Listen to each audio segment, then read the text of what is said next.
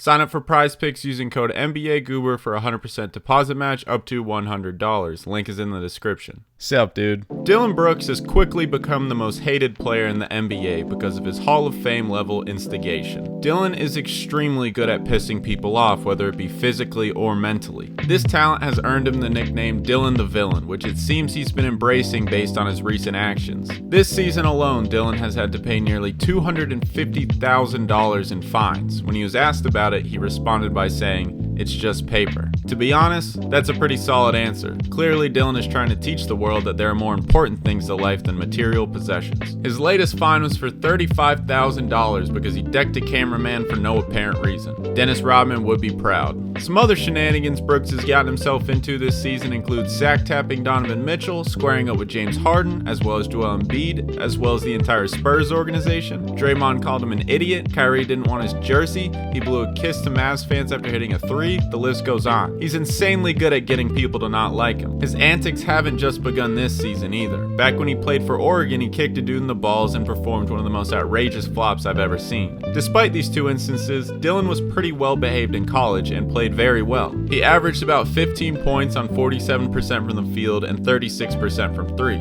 He was a great defender who could hit super tough shots. At that point in time, he wasn't really hated by anyone. The only thing people hated was how he could cook their favorite team. In his junior year, he won Pac-12 Player of the Year and led the Ducks all the way to the Final Four. In that run, he hit a bunch of clutch shots, including this one to beat Lonzo and the second-ranked Bruins. His efficiency in college was a lot better than it is in the NBA. He currently has the second worst true shooting percentage in the entire league at 49%, second to none other than Killian Hayes. This is because Dillon is delusional. He has way too much confidence in himself and will not hesitate to shoot ridiculous shots. Last year in Game 4 of the Western Conference Semis, he perfectly put this on display, going 5 for 19, shooting the Grizzlies right out of the game. His shot selection throughout the night included a pull-up 3 air ball to start the game, this smothered midi, and whatever this was. That game was Dillon's return from a suspension he received just 2 games before for fouling Gary Payton in the air, leading to a broken elbow. That foul exponentially grew the hatred fans and players had towards him. While the foul was pretty hard, I don't think he deliberately tried to injure him. It looked more like a lazy, late attempt to stop an easy layup that just so happened to end in the worst way possible. Actually, it probably wasn't the worst way possible. If he died, I think that would have been a lot worse.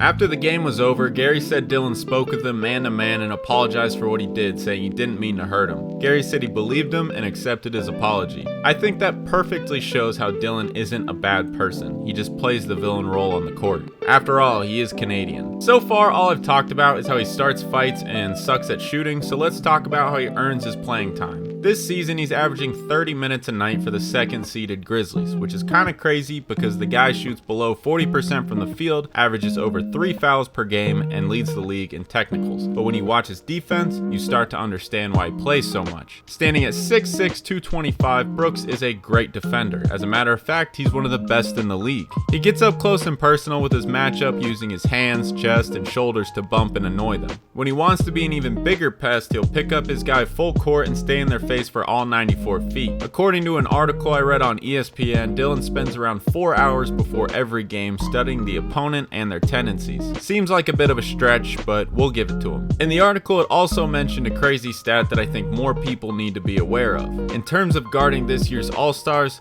Dillon is the best. He's matched up against an All-Star 922 times this season and held them to an effective field goal percentage of 45.7%. Out of the 72 players with at least 400 matchups with an All-Star this year, Dillon ranks first. So basically, Dillon matches up with the best players the most, as well as holds them to the lowest percentages. No wonder they all hate him. Despite what everyone thinks about Dillon the villain, I think he's great. The league just becomes so much more entertaining when there's a guy who does the things he does. He's a complete and total goober. His playstyle isn't the prettiest, but he brings a lot of passion to the game, making it his mission to ruin the night of whoever he's guarding. If he ever fixes his inefficiency problem, I think he'd be one of the most valuable role players in the league. Like, could you imagine Dillon Brooks if he was a 50-40-90 guy? He'd be unstoppable. I'm of course a very devoted Hawks fan, but I'm also low-key rooting for Dillon in Memphis because I love drama and I want to see the world burn. Also, Dillon Brooks in the finals would be must-see TV. A team I would have loved to see him play for is the Bad Boy Pistons, the most hated team in NBA history. They were a violent group of dudes who did whatever it took to win. With Dillon's passion, physicality, and ability to make the opponent's blood boil,